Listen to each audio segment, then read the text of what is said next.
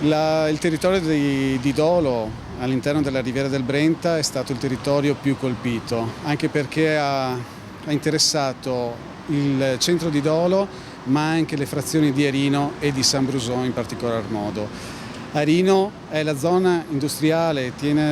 contiene la zona industriale vera del nostro comune, dove ci sono realtà importanti che hanno subito innumerevoli danni e quindi ci preoccupa anche da un punto di vista della sostenibilità di queste industrie in un momento di crisi così pesante che stiamo vivendo. Per quanto riguarda la zona di Dolo e di San Bruson,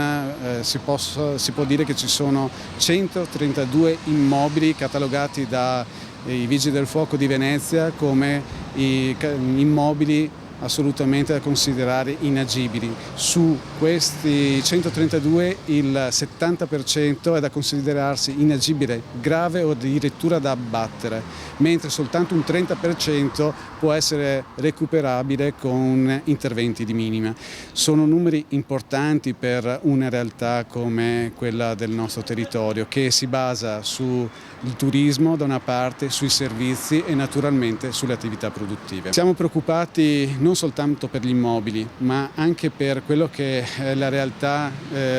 i sentimenti dei cittadini colpiti da questa tragedia. Ce ne siamo resi conto subito vedendo gli sguardi assenti delle persone che in pochi minuti hanno perso tutto quello che avevano costruito durante la loro vita e che si sono trovati a un certo punto a dover ripensare totalmente il proprio futuro. Ci siamo preoccupati talmente tanto che abbiamo interessato immediatamente l'associazione regionale dei psicologi, che ci ha affiancato in giro di poche ore con squadre di professionisti che hanno accompagnato i tecnici, gli ingegneri della Protezione Civile regionale e dei Vigili del Fuoco, in un team di ascolto, di visione, di dialogo con i cittadini appunto colpiti dalla tragedia. Dobbiamo anche affrontare in queste ore il problema dello smaltimento delle macerie, ma anche quello da un punto di vista ambientale dell'enormità di Eternit che è stato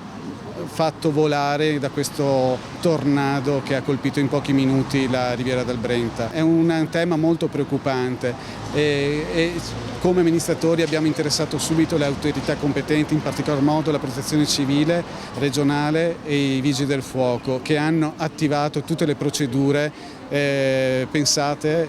per questi casi eccezionali. Siamo fiduciosi che in giro di pochissime ore ormai, perché sono passati ormai qualche giorno, questo problema venga gestito e risolto per la tranquillità e la garanzia della nostra salute. E come possiamo pensare al futuro? L'amministrazione comunale di Dolo in particolar modo si sta attrezzando momento per momento, ora dopo ora, per dare delle risposte. Noi come comune abbiamo un piccolo tesoretto che è bloccato per legge, che è il cosiddetto patto di stabilità, che ha accantonato negli anni oltre 8 milioni e mezzo di risorse che i cittadini hanno versato alle casse comunali. Noi chiediamo al governo centrale, grazie anche all'appoggio della Regione Veneto, di poter usare queste risorse non tanto per fare lavori di interesse generale, ma come garanzia anche bancaria, per dare la possibilità ai cittadini di accedere a canali di finanziamento a tasso praticamente zero, dove il comune di fatto e l'ente regione può fare da garante.